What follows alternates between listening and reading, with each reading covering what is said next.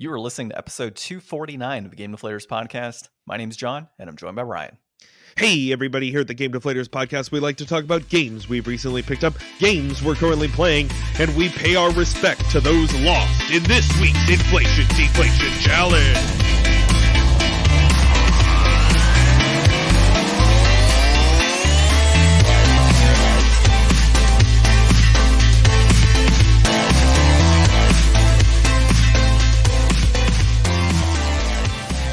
So you made it sound a lot more exciting than what it actually was. Dude, I remember the Dynowarz. We played Dynowarz Destruction of Spondylus, and it's on the NES. And it stays there for a reason. Yeah, it is there for a good reason, and we'll talk about that in our Inflation Deflation segment of the week. But you can find the Game Deflators on thegamedeflators.com. You can find us on social media at Game Deflators on Twitter or X, whatever it's called now, and at The Game Deflators on Instagram and Facebook. You can catch us on YouTube and, of course, the podcast application you're listening to right now. Leave us a 5-star review. We'd greatly appreciate it. All right, current pickups, Ryan. So I actually picked up a video game this week, surprisingly. Woo! Yeah. We went to Target randomly, and, I peruse games at Target all the time. And they had Spider-Man Miles Morales on PS5 for $20. So I figured, why not? It'll probably be $10 in 2 years. What's spending $20 right now when you account for inflation, right? So pick that up. They also had the Donkey Kong Lego sets there. Well, really the expansions to the Mario series. So I picked up the Dixie Kong and the Rambi Lego set. And then I already had the actual Donkey Kong first part of the expansion. I need to get Diddy Kong's kart racing thing, and then I'm done with the Donkey Kong expansion, so it's pretty cool. So, go on. How far are you going to go with this? As far as I need to. Are you going to get every Nintendo thing? Maybe. At this rate, I might as well. You have the NES. Yep. Do you have that question mark block? No, I don't have that or the Bowser, actually. I mean, I just got the Horizon Zero Dawn one recently, so it's more video game related than anything else. Well, yeah, but would you get the Sonic sets? I have a Sonic one, actually. Oh, you do? Yeah. Okay. I have the kind of the scenery one. I don't have the actual playset one, but I did see them yesterday and they look pretty cool. So it's one of those things, I've mentioned it. I'm picking it up for when my kid is older, so he has those video game related Lego bricks to play with. We all know if you purchase Lego or you play with Lego or whatever, that Lego consistently goes up in price as things go out of print. So something that was $15, literally there are 20-piece Lego sets for Mario that are that were $15 when they came out that are now 60 or 70 at this point because they're out of print. So sometimes Lego brings stuff back, but it's never the first print run. So they do with the Harry Potter stuff, for example, the train was out of print for a while and then they brought it back. Or they had a certain, the castle, they had the original castle that went out of print, but they revamped and brought out a new type of castle. So yeah, I know that my X-Wing, I saw they've got a new design for the X-Wing now. Yeah, but your particular X-Wing that you had, that one is gone out of print, not happening again. So those go up in price. The Mario stuff's a little different because they're consistently releasing things and it's right now, but you have that Nintendo effect as well. So things that were, and it's all a game, it all works together. Exactly. So the more of those things you have, the cooler it is for the kid that's playing. So I haven't opened anything up. It could be, I will say, it could be something that John decides to hide in his house, and when his child down the road is behaving very well, it's oh, I bought you a Lego set, here you go, because I'll have so many built up, Ryan. That's ultimate goal. That should be a parenting goal. Purchase now, use later. But yeah, so that's where we are with it. And then, I'll enjoy it too. I'll build stuff with him and we'll have our fun. And, some people have asked me too, well, what if he doesn't want to play with Lego? Okay, well, it'll be out of print Nintendo Lego, still in box, 6 years from now. I'm just imagining your kid being 14 and just being no, guys, I don't even ask my parents for anything for my birthday. My dad just keeps giving me these Nintendo Legos from years ago. I still want them. And it's just like every gift giving occasion, you've just always given him a Nintendo Lego. And he he's, has like no concept. he's like, here's a Lego. Or like the video games, right? Like, oh, wow, you got me that game? Oh, yeah, I certainly did. Just pull it off the shelf. Yeah, go put it on the shelf. It has I made a crack for it right there. Like, it's in between these two games. I already did all the alphabetizing, so you don't have to worry about it. Yeah, I got to be so choosy with my Legos. I love Legos. And if I had more money and time and space, I would have more Legos. But like, I've mostly just got my like Star Wars things, and I got like a Doctor Strange thing my wife got me one year. I wish I had more, but like between Lego and Gunpla, like I don't have room to just put all this stuff. Yeah, I mean, I don't really have room either, so that's why I have to be picky and choosy in my stuff right now. It's like, are there really cool things I wish I could get with Lego? Hell yeah! Like, I would totally get the Atari and the Pac-Man Dude, and do you that could type. condense all those books on that bookshelf and have like just like little Lego vignettes that would look really dope behind you. I actually have started to condense them a little bit. Not condense as in removing, but condense as in I've got bookends now, and I've been pressing them in and like kind of getting them to create space. So I have done that, and then up top there's actually space where I could put Lego sets, but I haven't done that either. And then upstairs, where I have all my board games, there's plenty of space on that too, where I could put Lego sets, but I haven't done that either. Mm-hmm. So, like, I have space where I can display them, but I don't exactly want to. I mean, there's not a ton of room, and I'm just kind of buying this stuff right now for my kids so he can play it when he's older. Yeah. You know. And then lastly, some Magic the Gathering cards. So talking about running out of space, right? I need to at some point, I don't know, I got to brainstorm with you on how I can like construct something that can hold those 5,000 count boxes I have, so that as I kind of Yeah. condense cards, I can stack them in the closet to where they're like organized, right? Like there's something material holding them up, so it's easier to kind of pull things in and out. Yeah.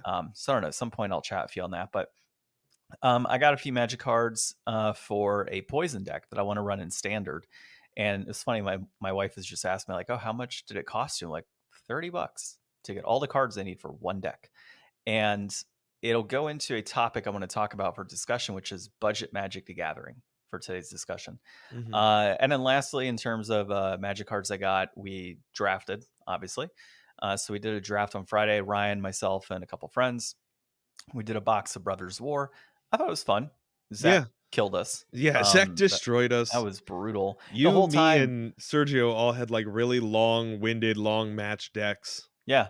I think my first match against Sergio went like 30 minutes, and then the second one went. You guys were like, "What round are you on?" We're like, "Round 2."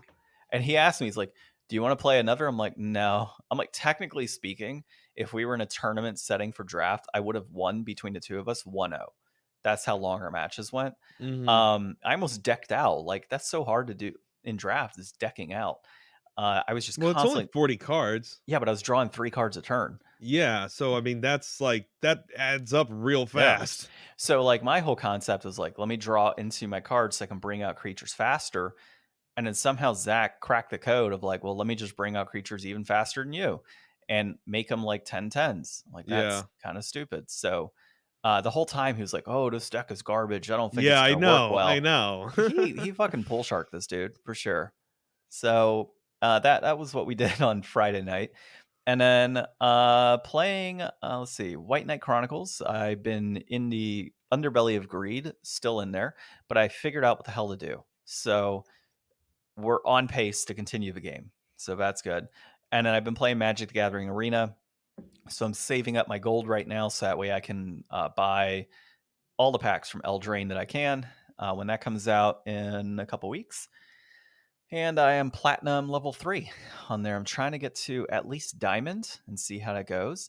But dude, I'm doing it with a burn deck, right? So again, Nice. we'll go into budget magic here in a little bit. Yourself though, did you have any pickups?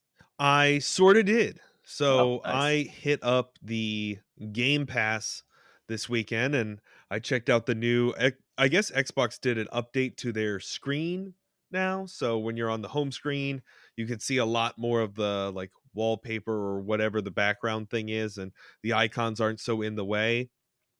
It was always like a little wonky navigating before, and I guess I see how it's set up now. It makes it easier to get to Game Pass, I think. So I'm cool for that. So I went and checked out Game Pass, and there was a bunch of stuff on there that I wanted to check out. I pre-installed both Sea of Stars and Starfield. So those will be coming out, both of those soon. Um, and then I installed Firewatch because I think that's a game that my wife might like.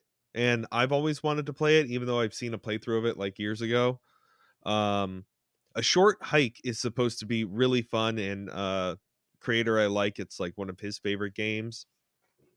And then Celeste, which everybody absolutely loves, and I've been wanting to check out for a while just to see what it's about. Yeah, I And know Church, the game grinder, he actually really enjoyed Celeste. So I've seen a lot of like feedback from him in mhm. particular over others. It doesn't look like a game I could get into personally. Like it's a little too pixelated. Because that one's like very much 8-bit style, right? I Celeste. I don't think like, Pretty I don't sure it know. I is. mean, it's like it is like a pixelated aesthetic, but I mean, it doesn't bother me. Yeah, I don't know, man. That one in particular just no, that one's not 8-bit. That's a little better than that. But yeah, I don't know. It just doesn't. It's a platformer, so I mean, it does have that going for it. I don't know. Maybe I should give it a shot. It kind of has that like Ori, like whoosh, like Yeah, launch yourself mechanic. just not as polished. Like I don't know. I think it's Ori to gameplay me. wise, people say this is like a pretty sharp platformer. Well, I mean polished in a sense of like the visuals. Like this is Yeah. very much retro, whereas Ori is like next gen retro in a sense. Yeah, Ori is like very artistically done. Yeah, Yeah. exactly. Which I really like about that versus this not being that. But I don't know. Maybe I should give it a shot. I've heard good things. Visually, it doesn't You look don't like it's have up Game my. Pass yet, right? I don't need Game Pass to play Celeste. Oh, you've already got it somewhere?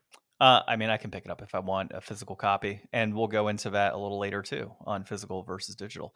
Um, it visually, like I said, it's not really what I want to play right now.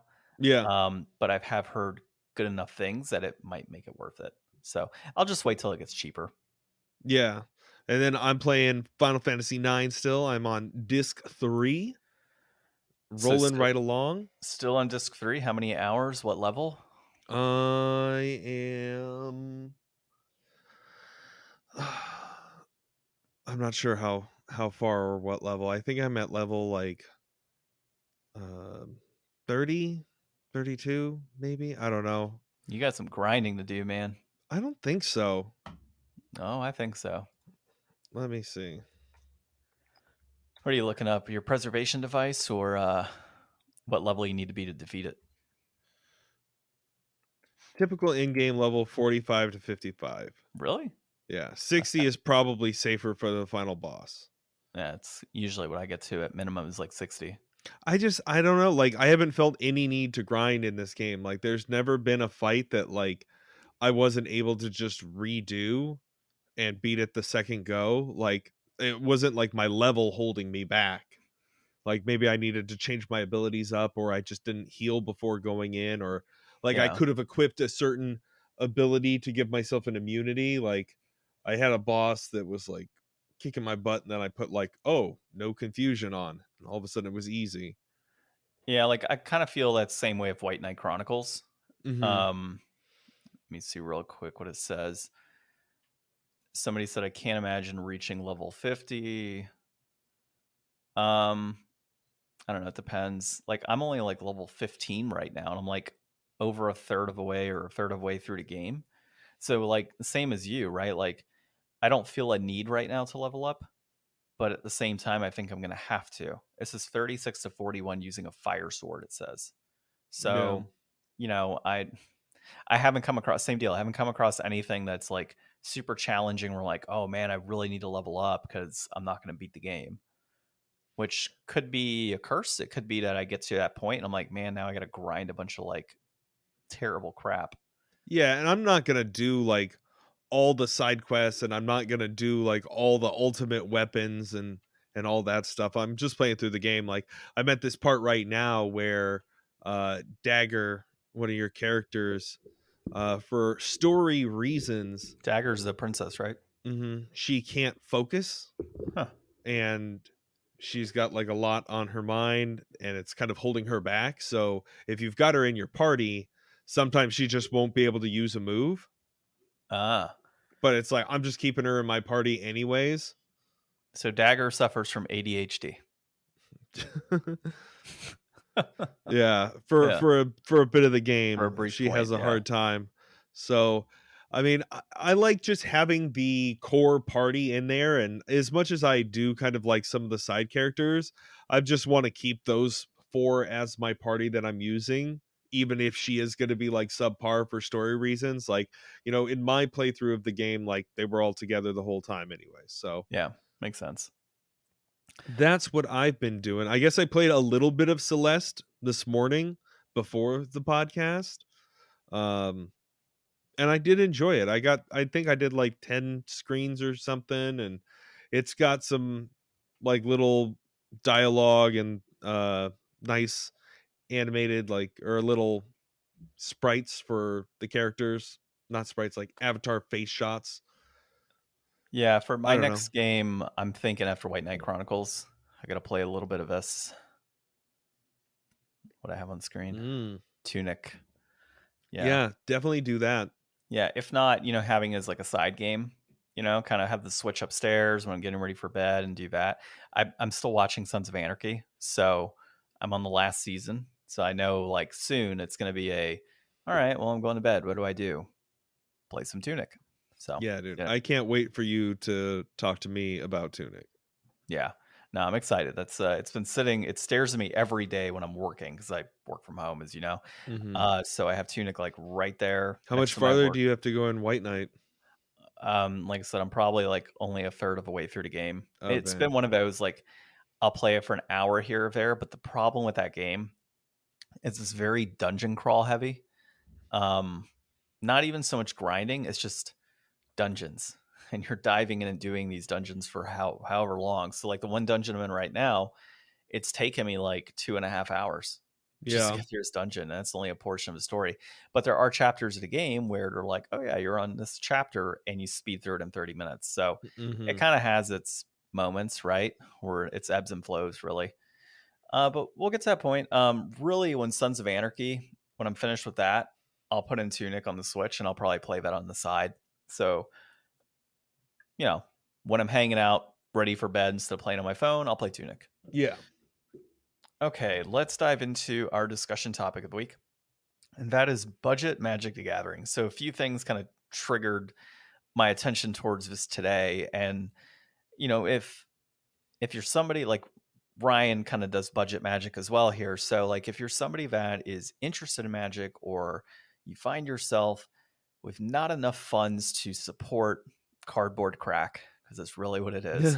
That's a legit comic. Go look it up. It's hilarious. If you find yourself like not able to afford it, there are options for you to truly like have fun with Magic, right? And not have to spend a ton of money. Drafting is one way that we've done it, right? A group draft, have some fun with it. We split between four of us. We split a booster box. It was $100, $25 a piece. Each person got 9 packs. I mean, that right there is pretty good. But on top of that, you're getting to actively play. So I think that's the first area. The second area is if you have a collection already, but you really don't want to spend more money, is doing a cube and then being able to draft that cube with friends and play casually in that. And if you haven't done a cube, and Ryan, I don't know if you're familiar with cubes. I'm familiar with the idea of cubes. I've talked about making a cube, but I don't exactly know how to put one together and like how to conceptualize like all the cards that I would want to actually put into a cube other than just being like, "Oh, let's make a cube of this set." Yeah. So realistically, it depends on the type of cube you want to make, right? So some people will do a set, like you said. So it'd be similar to if you were drafting, you just have a bunch of cards from like that particular set would be in a cube. So if you have a set that's like 360 cards or 400 cards, whatever it is, you would put those cards into a cube, like one of each, essentially. Um, Popper is one that I want to do. And so Popper Cube, you just kind of go based off of a theme. And you might do like, oh, I want 20 or 50 blue cards, 50 red cards, 50 black, 50 artifact, etc., and have those kind of built in. and then you just do a pauper cube, which is all commons, and that's a very cheap way to do a cube because realistically, I mean, if you're looking at cards that are 10 cents sometimes for commons, you can pick up a whole bunch of commons on the cheap, right, and make a cube that way. And So then commons makes more sense, but like if you're doing a cube, how do you make sure everybody gets like only like one rare or mythic? you only put one of each. But And like then, well, you split up because you create packs, right? So you create packs of 15 like you would for a draft, but essentially. then doesn't somebody know what's in like well, I guess everybody winds up knowing what everything is anyways. Yeah, over time you do, but like it's randomized, right? So if you're doing a cube that is pack oriented, you might put like, okay, I'm going to get one rare or mythic, and there's only a certain amount of mythics, certain amount of rares that you're going to have in there. Of course, X amount of commons, X amount of uncommons, and then a land, right? And Mhm. you toss those in, or instead of a land, maybe you put an extra common, right? So somebody's not getting another land. Um, and so, yeah, you just kind of theme it out like you would a booster pack. And because it's randomized, like you might say, as you're done as a group of friends, you might say, hey, everybody put your commons in one pile, uncommons in the other, your rares, mythics in another pile. And then as you as a host, maybe you're putting it back together, okay, I need 4 of these, 5 of these, 1 of these, etc., and just kind of pile it back in. Mhm. So, I mean, that's how I would do it in getting that set up. And then you would just kind of put like the back part of the card on the front and then the back on the other part if you're doing a clear sleeve. And then it's kind of broken out the way it needs to be in terms of packs and how it's randomized and everything else. So as long as you just kind of shuffle up those uncommons, shuffle up those commons, throw them into different packs. Same with the rare. You're not going to give somebody like an advantage in which they have like, oh, I've got all the cards I need in this one pack. Because you could theoretically do sealed cube too, right? Like, okay, here, get whatever packs, etc. So yeah, I mean, there's ways to do it. There's different themes. You could do some that are like, oh, we're going to do mythical creatures, or we're just going to do humans and wizards, or we're going to do Mm. goblins and Phyrexians, whatever it may Whatever be. you can put together 360 cards of. Yeah, or however many cards you would need in a cube. Like Yeah, it there's says certain amounts. 360 and more. Yeah, 360, I think, for like a group of 8. And then because you need 3 packs at 45 for 8, which would be about 360. And then if you're going to do 16 people, you obviously need more packs than that. Mhm. Um, So yeah, I mean, it just depends on what you're looking to do. You know, Interesting. Popper I think is the most fun because it's the easiest to run because it's just a bunch of commons, and you just throw all the commons into. You get one of each, and then you just throw them in their packs. Yeah, I've been really enjoying the way that we've been doing our because like I'm really only interested in draft, and we used to go to draft nights like on a bunch of Fridays, and those were pretty fun, and there'd be like a big group of people. But if we can go in just like the 4 of us for the same price, because it's like what $25 to Yeah, go and do a draft, no, 15. So $15. but if we can get 6 people, then you're Yeah, looking at about 18, $20 a person. That's yeah. still good, and you get more packs that way, anyways. Mm-hmm. And I mean, when we did it with just the 4 of us, like I just saved my extra 6 packs. So anytime we want to do draft, I've already got 6 packs like ready to go. And Yeah. if we do this like a few more times for a few more boxes, like we could do mixed drafts, we could do like all kinds of stuff. But you don't always have to be playing the most current set to like be having fun playing Magic. Like if you want to be going to the stores and playing competitively, that's fine. But if you just want to play with friends and you don't want to get into that scene, there's way cheaper ways to do Magic. Well, and even in the competitive scene, you can get away with having budget decks and You've been still be killing it competitive. lately with that like burn deck and stuff. Yeah, so like Burn is a very effective way to play Magic the Gathering in a competitive setting and sometimes put in some damage. Occasionally you're gonna miss, right? Like I've played my Burn deck and gotten like 7th place out of like 10 people, but I've also won first place with my Burn deck and I've won second place. And this past week I actually played a red-green deck, which was aggro, Burn and other cards tied in and wolves, and I got first place on that one, right? So like it just really depends. And both of those decks, my Burn deck is probably like a $60 deck, And same thing with my red green. Like I put in like an extra $25 to buy the red green cards, and now I have two very effective competitive decks that I can play in a competitive setting. And then I think I'd mentioned earlier that I got more magic cards for a poison deck. I spent $30 on cards for a poison deck. Mm-hmm. That poison deck, I know that poison deck comparing what's in the meta right now, how fast it is, and the people I play with generally, that poison deck should get me like a top 2, top 3 type of prize for sure. And it was $30 in cards. So like there are effective decks out there that are on a budget that you can play and you're gonna have fun with it. And say you don't play competitively and you just want to play with friends. Well, now you've got a $30 deck that you can play. And in my case, let's just say $100 for $100, I've got 3 decks that I can play. Mm-hmm. Versus there's decks out there that people are playing that are $400 for a deck. And then the other thing is keeping cards monocolored.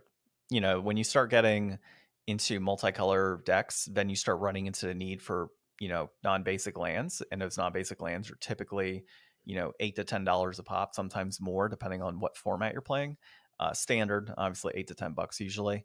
But if you start getting into things like Legacy, I mean, you're looking at, stupid money, like $300 and $400 for a multicolor land. Mm-hmm. So, yeah. So that's, I guess, my advice for people. Play on a budget. Have fun. If you really want to be competitive and spend a bunch of money, have at it. But it doesn't necessarily mean you're going to win. Because some Mm-hmm. of the decks I beat the other day were $400 decks, and I spent $30 on mine.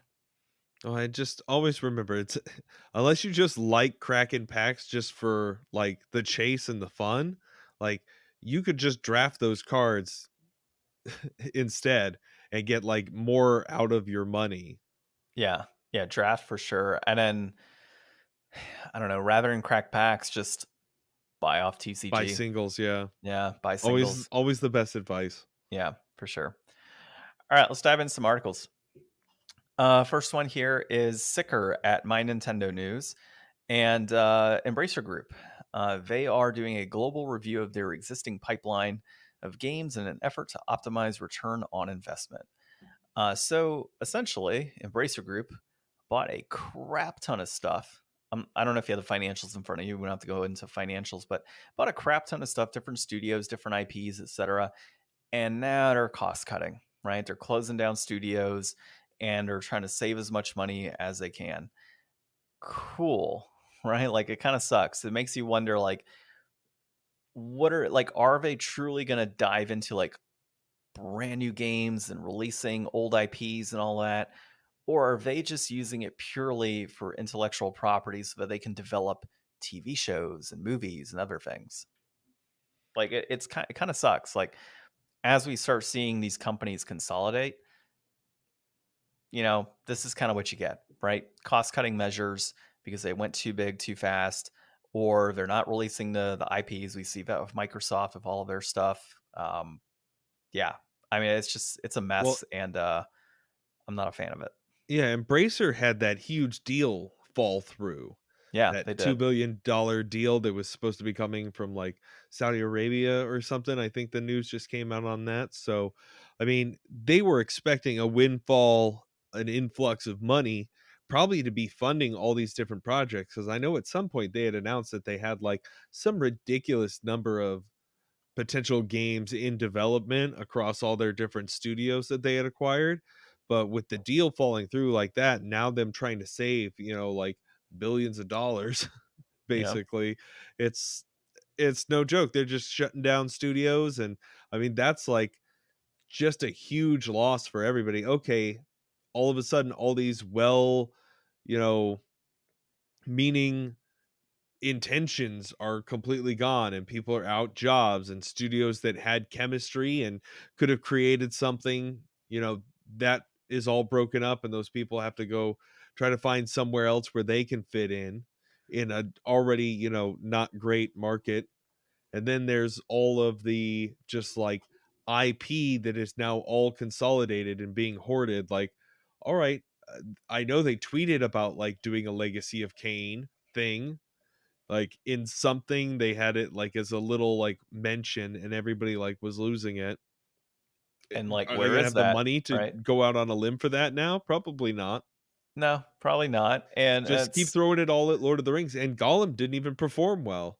So, and that no, show's not really doing that great either. what the Rings of Power?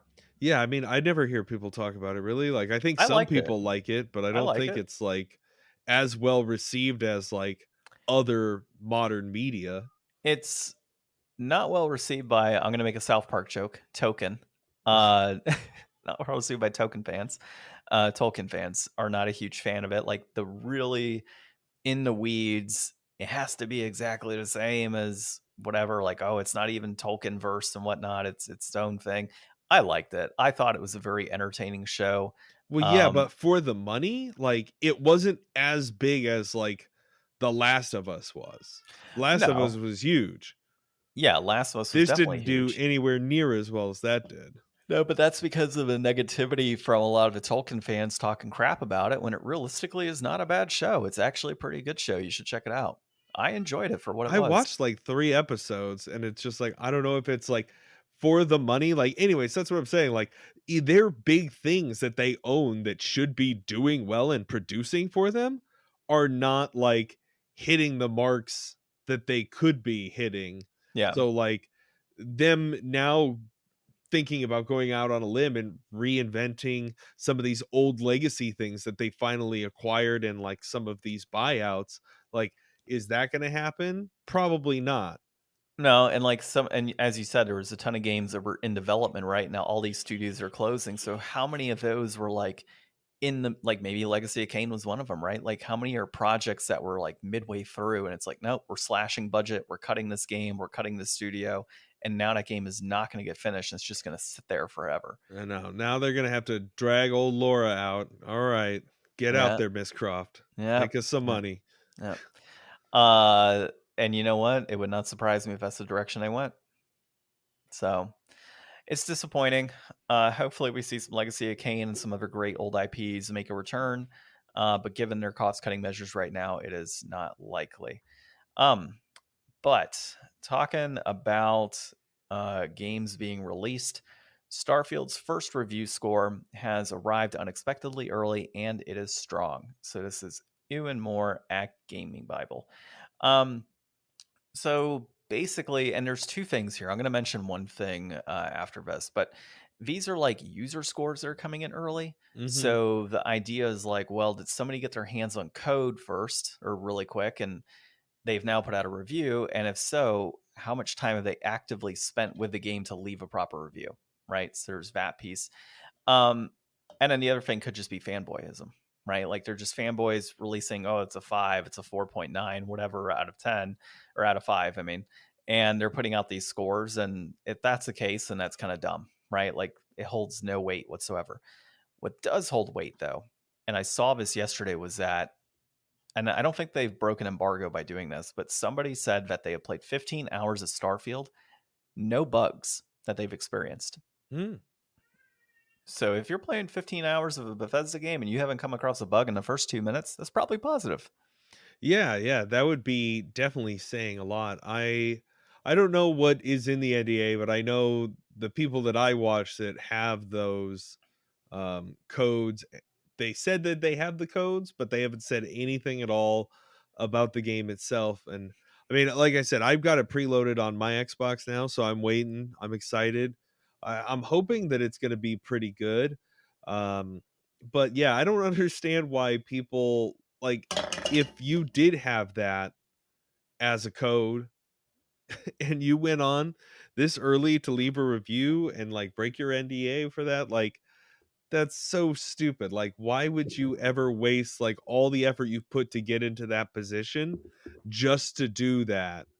And if you were just like following suit with somebody else because you saw one person post it and you're like, well, I'll just do it too, like you're even worse. Yeah. Like if you're not supposed to say anything till the 31st, then you can't just like leave that out there. And if it's just some rando person, like what do you think you're accomplishing? Well, and I think the embargo is over on the 31st, right? Yeah. So I think that's when it gets lifted. Another thing I'd seen is somebody had said this is Bethesda's most polished game ever. Yeah. I mean, So, I would buy it after all of the, crap that they've gotten. bless you. Yeah, it's it's about time that they turn that around. Like, I mean, even there was an announcement I think this week, Pokemon came out and they said like that they need to like kind of refocus on making sure that they're putting out like a quality product. Like, I think we've just gotten to the point where enough complaints have gotten back that like they don't want to be associated with that. And the quality is too high for the competition out there. Like, now that there's other groups making games that are like just as complex, and like Avowed is going to be coming out, so they're going to really have to up their game for the next you know Elder Scrolls. So this being their first original IP in a while that doesn't have anything holding it back, and they're not like beholden to all of the tropes of making Fallout feel like Fallout and not like what they want it to be exactly. Hopefully that gives them enough room that this is really as good as these people are trying to make up these reviews for it to be. Unless they're just like crazy speedrunners or something. Yeah. Well, and I've been tempted too to when Starfield comes out, pending how it is, I may actually get Game Pass on my PC just to play some Starfield. Oh, You well, know, and then you'll be able to check out all kinds of other stuff. That's the thing. I keep telling people, just check it out. yeah, but see, The dude, with a water's kid and nice. everything, like, there's just so much crap I got to do on a day-to-day basis that hopping on the computer for like 2.5, 3 hours just is not as appealing Mm, as you would think. God, I was dragging my feet the other day just to hop on and edit our podcast and stuff and get things loaded online. So yeah, it's like, and I work from home, so it's like I'm always in this chair at this desk, looking at the same monitors, yeah, doing you what I live need your to do. life there. Yeah, so like if I'm already spending like 8 hours of my life, 9 hours of my life, whatever, no, it's eight. Yeah, 8 hours of my life sitting in front of a computer. Do I want to keep sitting in front of a computer? Not really. Yeah. So yeah. Um, all right, diving into our last thing here is there's, I guess it says analysis, right? More than 220 digital games will disappear when the Xbox 360 store closes. And this is Chris Scullion at Video Game Chronicle. We mentioned a lot of his stuff, actually. Um, so, yeah, I mean, it is what it sounds like, right? They are closing up the Xbox store. And when that happens, there are 220 digital games that are lost forever. Some of these games did have physical releases. I was looking at the list, so there are quite a few, but there's others that don't. And this goes into similar to the 3DS store and the Wii U shop and all these other things closing. And of course, the argument that always comes up, physical versus digital. Well, with physical, yeah, you do have risk down the road that, servers close and you can't access certain aspects of the game if your full game is not on the disc. In some instances, it is on the full disc or cart. Others, it's not. But if it's digital only and you're sitting there with your Xbox One or Xbox 360 or whatever it is, say that goes out or something happens to your account, all of that's gone. And that's Yeah. what's happening here, right? And that's the reason why physical games skyrocket in value, by the way, is instances like this where a game was only on 360 and there was a digital version, and now the only way you're going to be able to play it is through a physical copy, right? So Yeah. I Some of get, this is like not stuff that I think is only available through there. Like, you've got to be able to get uh Batman the Telltale series on somewhere else that isn't yeah, the you Xbox can. 360 digital. Yeah, you can. And so that's why I mentioned that some of those kind of like, what is it? Is it DuckTales or whatever? That's on the DuckTales remastered, right? Mhm. That went up in price dramatically at one point because it was taken off of the Wii U store, and you can only Mhm. play physical now. So physical games will go up in price based on these closures. Same thing you would have had with 3DS, but support physical, people. I mean, that's really the most I could say, right? Um, if you want to keep your games, if you want to keep playing your games down the road, if you don't want there to be any risk of them going away, buy physical. Yeah, it's Support one it. of those things that it's like we're saying that, but it's just so one-sided now, and the next generation just doesn't care about it as much, it's would seem, because for the most part they don't even really play as many physical games. Like we played way more physical games than young people today are going to play. And I Well, mean, it makes and me they're feel like crazy old, and I do a lot of digital games too. Like I'm mostly on Game Pass for stuff, but when you're playing yeah. just like free to play online mobile games or something, like you don't care about buying a physical anything. Yeah, and that's the thing. Like you have so many kids nowadays that they're God, what's the right terminology here? They're just so like laser focused on like I play Minecraft. I play Fortnite. Like I play this select 2 or 3 games and that's all I play all the time and that's what I'm focused on. And that They're cool, they're really lifestyle games. yeah, they're really good at it, right? And that's awesome.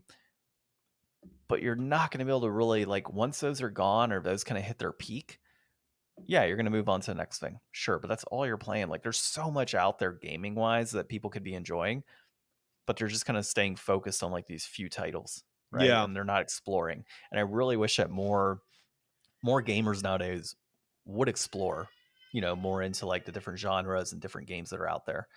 So it's disappointing to kind of see where things are heading.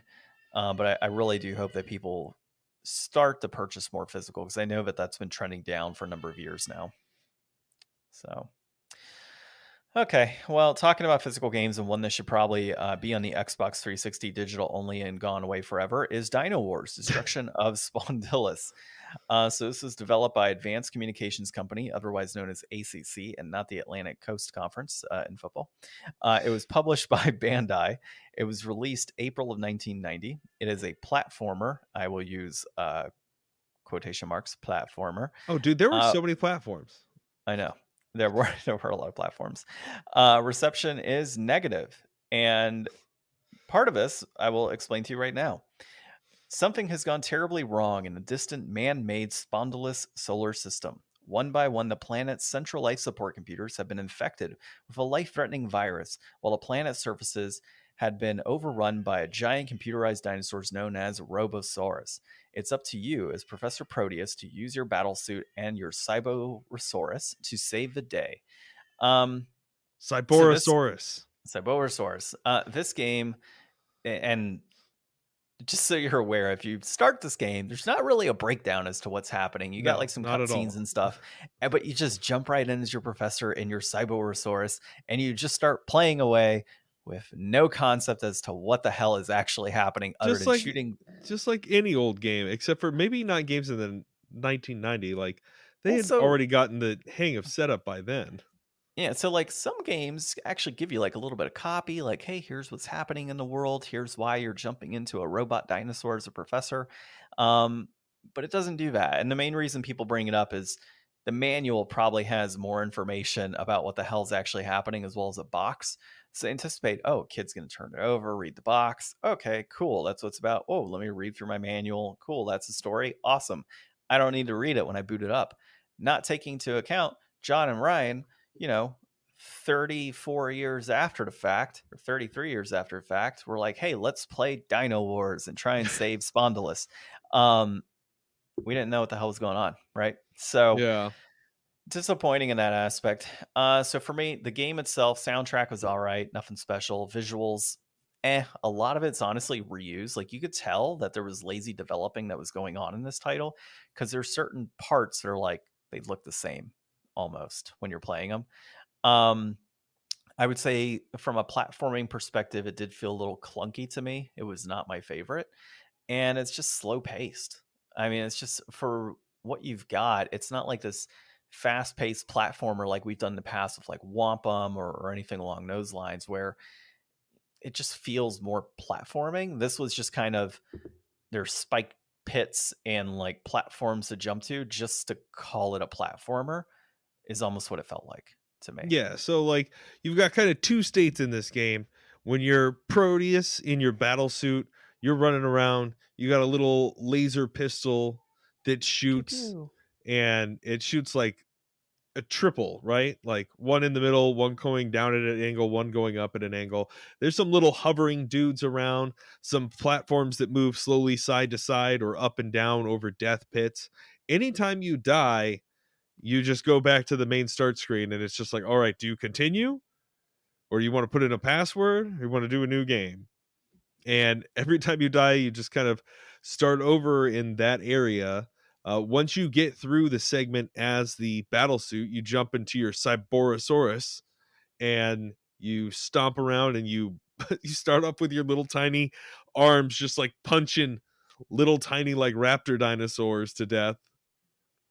And then there's like some triceratops ones. There's like a few different drops that you'll get as the big Cyborosaurus, where you can have like fireball, you can have a punch where your fist flies off and then kind of circles back and comes back to you. You can get a laser beam, you can get like a lobbed bomb, and none of them are really all that great. They're they do stack in power though, so if you keep finding the same drop and avoiding picking up the other ones, you can like make it more powerful. Yeah, that was There's a positive actually. Yeah, there's bosses for both like being the dinosaur mode and for being the human mode. The human mode bosses are all the exact same. They're like a mother kind of tank that you have to just like shoot a bunch of times. I never died from getting damaged because like it seemed like you had so much health bar. And by the time you got like a barrier shield, it was just like you were immortal. Yeah. I only died by falling into pits, or as the Cyborosaurus, like getting blown into a pit by jumping too close to a landmine. Yeah. Same experience. Like that health bar is very, very generous for a game. So you do find yourself, it's more so at your own mistakes than it is difficulty in the game itself. So it is kind of a breeze. I think a full playthrough is like under an hour, if I'm correct. Like of this game Yeah, I you can watched get a through. playthrough to figure out how to get around a certain part, and I think it was like 36 minutes or something. Yeah, it's not hard at all in that respect. Like it's The a very quick jumping's a one. little weird. Yeah, Like I I feel like the agree. guy really has some like hop to him and a lot more steering you can do in the air, but like it's a little bit hard to land on platforms. I used some passwords and like went to some different levels. Yeah, I didn't go that route. I just kind of played through what I felt I needed to for today because I wasn't enjoying myself very much to begin with. So it's like, yeah, do I really want to dive into some other levels? Probably not at this rate, just given the experience. So let's dive into some brass tacks here. A complete in box is going to run you 35.26. That peaked at 63.16 in October of 2022, like everything else. It is holding its pace right now at 35.26.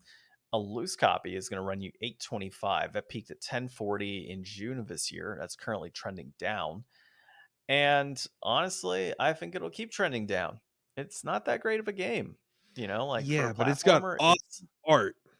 It does have awesome art. And so it kind of makes you wonder if the reason that this game got hyped years ago was because of the art. And there's some cool like fan art that I'm seeing on the internet here for like the Cyborosaurus, or maybe just robot T-Rexes in general. I mean, But come on, what's there to not love? It's robots and dinosaurs. yeah, I think that they need to just bring it back. Bring back the Dynowarz. I want to see Dynowarz 3D in 4K. 4K Dynowarz. Same thing. Actually, VR, and you just go sideways. You're in a Live the side-scrolling Dino VR game. Wars. Yeah. Can you imagine if you made a VR game that was just side-scrolling, so you kind of got that perspective of like if you were the side-scrolling character, and you could literally just move straight, and that's it. That'd be pretty interesting. So I guess in my opinion, if you were a collector and you wanted all of the robot dinosaur games in your collection and you had to buy this one, I would get it. Otherwise, I would probably stay away, even though the art is really cool. You could just Google the art and appreciate it. You don't need Okay. to own it. So totally agree with you. I don't think this game is worth any more than $5. Yeah, I would say $5 would be generous. If you And, if you got this for $5, I would be happy with it for the art. and the amount of time that you could consume playing this game, if you're beating it in under an hour, There's other things you could do for $5 You as could well. get really good at it and like try to submit a speed run and go to like GDQ. That could be a fun thing. Maybe you want to do that. Yeah, but then you'll be known as the guy that did speed runs of Dynowarz. Yeah, I mean, I wouldn't wish that fate on anyone. Yeah, I don't know. Well, I think we're unanimous here. This game is inflated Yeah. at 825. So, all right, let's find something better to play next week. So next week is episode 250. Oh, that's right. Special. We will be playing good stuff again. I think we need to do like a revisit of a game. Will. So even if we just review one game, I think it's worth doing a revisit. And you know which game I'm talking about. We'll kind of leave that up to imaginations for people. It is a prior game. So maybe you should go back in the next week and listen to 250 episodes or 200. Well, it's actually over 250 because we've had some like lost episodes kind of baked in there.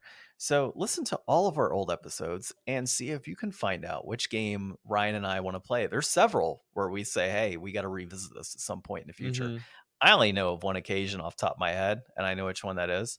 But I know there's like 10 or 15 games where like, yeah, we should totally revisit that down the road. Mm-hmm. Yeah. All right. Well, I'm not going to confuse you this week. This has been episode 249 of the Game Deflators Podcast. My name's John. And I'm Ryan. And thanks for listening.